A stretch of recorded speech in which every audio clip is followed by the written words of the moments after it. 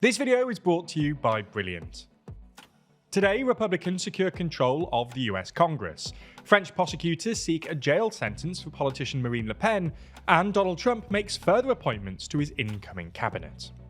From TLDR News, this is your daily briefing for Thursday, the 14th of November, 2024. A week after Donald Trump's victory in the US presidential election, it's been confirmed that Republicans have won a majority in the House of Representatives, giving them full control of both chambers of the US Congress and the White House, in what's known as a trifecta. The Associated Press declared late on Wednesday that Trump's party had secured the 218 seats necessary to retain control of the 435-member body. But the margin of Republicans' victory is yet to be confirmed, as at the time of writing, there are still 9 House races to be called. For context, the US election earlier this month saw a vote for president, a vote for the House of Representatives, and a vote for a third of seats in the Senate. The House is responsible for passing federal legislation, while the more powerful Senate, which also works on legislation, has exclusive power to confirm appointments to high offices and to try cases of impeachment. Anyway, for the Republicans, this is great news, as a governing trifecta means it will be easier for the party to push through Trump's legislative agenda, including plans to cut taxes, crack down on irregular migration at the US-Mexico border, and sweeping changes to the Affordable Care Act, commonly known as Obamacare. For the Democrats, though, this is another blow, as the party's minorities in both the Senate and the House means they'll be unable to lead powerful congressional committees to oversee investigations into the Trump administration's actions. That said, Trump won't have totally unchecked power over Congress, though, as most legislation will need to break a 60-vote threshold to become law, so Democrat senators could still block it. This isn't the first time that Republicans have had the coveted trifecta under Trump. He did so during the first 2 years of his first term, before Democrats won back control of the House in the 2018 midterm elections. However, this time around, some analysts are expecting Trump to exert a tighter grip on Congress, given the allegiances he expects from many top lawmakers. This may prove to be harder than he would like, though, as Senate Republicans just elected Senator John Thune, an establishment Republican, as their leader, rather than Trump's favoured candidate Rick Scott, suggesting congressional Republicans may try to exert a degree of independence from the White House. Additionally, what will likely be a very slim majority in the House of Representatives could cause problems, as the Republican caucus is notoriously fractious. There's more on the way, but remember to subscribe and ring the bell for more daily briefing on Monday. Plus, if you want to support the channel like Syriacs, then consider joining the TLDR Daily Membership Programme for just $1.99. Moving to France now, where prosecutors in a criminal case against National Rally leader Marine Le Pen are seeking a prison sentence of 5 years, alongside a 5-year ban from political activity and a €300,000 fine in an ongoing illegal party funding case.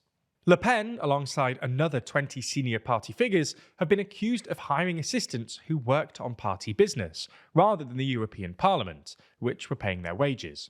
The prosecution argues that the National Rally officials rarely turned up to the EU Parliament and had no official role there. For her part, Le Pen has argued that the requested sentence was an outrage, and that the prosecution are simply trying to ruin her political party. Now, it's worth noting that there is no guarantee that Le Pen will go to prison. However, if it is decided that Le Pen is to be banned from political activity, this would take place with immediate effect, regardless of any progression in the appeals process. The trial will continue until November 27th, with a verdict likely to be announced in early 2025. Back to the US again, where there have been further updates in the composition of President-elect Donald Trump's future cabinet. By far, the largest update is the news that Congressman Matt Gaetz has been selected as Trump's Attorney General. This is a particularly controversial move, given his background. Last year, Gaetz played a central role in ousting Kevin McCarthy as Republican Speaker of the House. He's also fiercely loyal to Donald Trump, with him travelling to Manhattan to support the then former president in his hush money trial.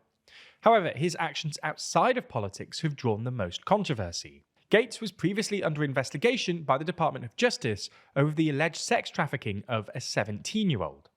In addition to this, the US House of Representatives also investigated Gaetz for ethics breaches. These include sexual misconduct, drug use, and the acceptance of gifts.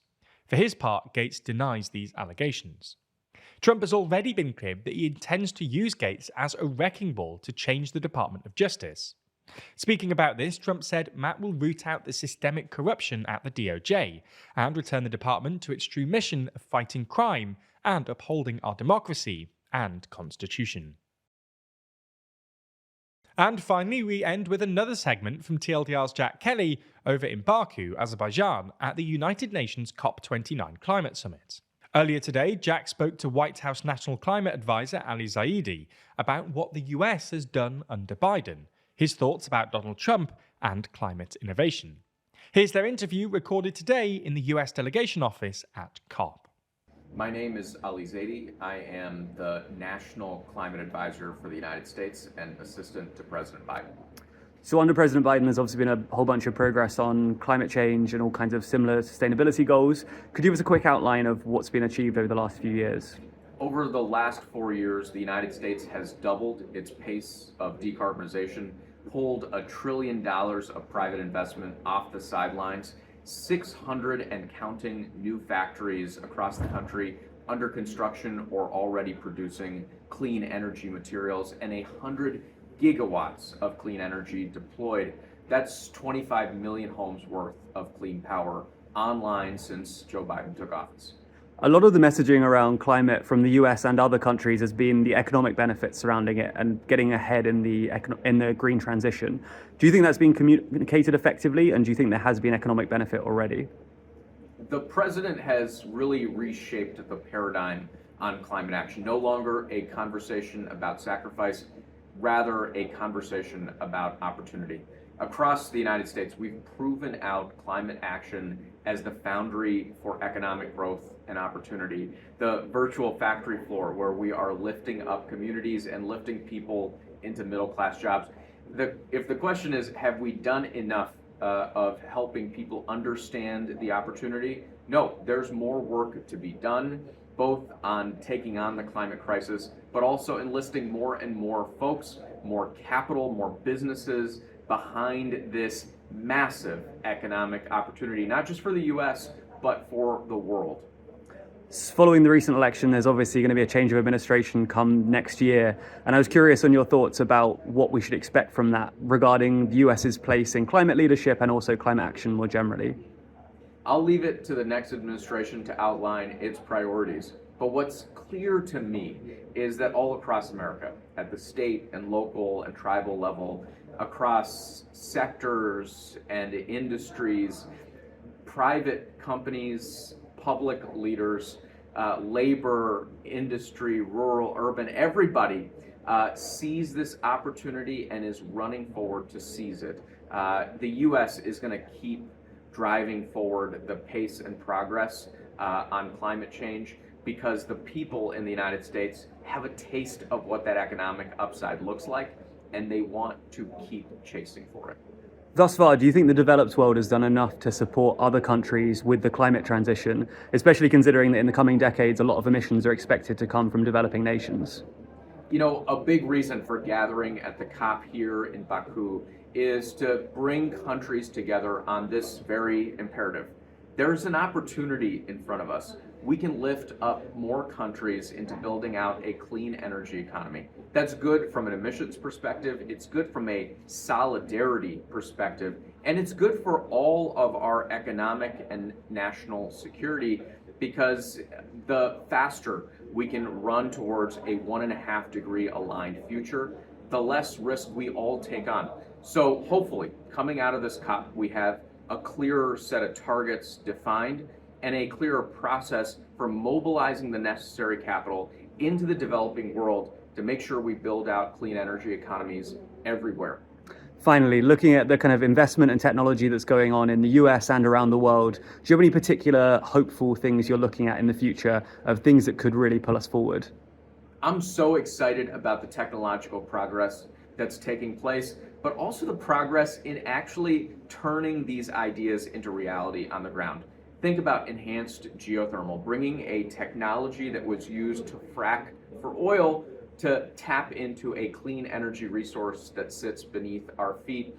We in the US just recently permitted a 2 gigawatt facility which will increase the U.S. geothermal capacity just with one project by 50%, creating thousands of jobs and economic opportunity.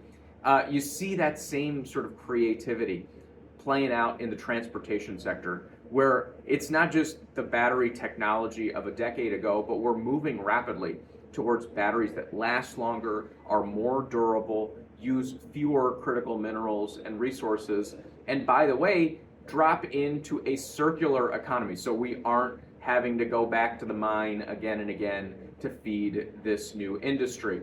And I'm really excited about offshore wind and the potential that that brings for us in the United States and around the world, because it's not the wind we're used to. It actually blows 50%, maybe more of the time, a form of almost baseload power that we can harness from off our coasts, abundantly available and abundantly scalable. We've gone from 0 commercial projects in the United States to 10 and growing. So much to be excited about. And I think at a COP like this, so much we can share learning around so that more and more countries are chasing after the opportunity. Now, as a TLDR viewer, it's clear that you have a thirst for learning. After all, why else would you have watched a 5-story video explaining the day's news? Now, if you want to continue your learning journey, you really should check out Brilliant. Brilliant is the online learning platform where you learn by doing, with thousands of interactive lessons in maths, data analysis, programming, and AI. These hands-on lessons have you comparing circuits to understand voltage and current, playing snooker to learn the rules of collision, planning your itinerary for an intergalactic music festival on a space-time diagram, and more. That way you'll build your natural intuition while gaining deep knowledge of scientific principles. In fact, Brilliant actually recently launched tons of new data science content, all of which uses real-world data to help you see trends and make better informed decisions. And don't worry, you don't need to be a world-renowned scientist to understand these courses either. Brilliant's courses are designed for learners of any level. Find out more and to try everything Brilliant has to offer for free for a full 30 days, visit brilliant.org/TLDR or click the link in the description. You'll also get 20% off an annual premium subscription. Thanks for your support, and thanks to Brilliant for supporting this video.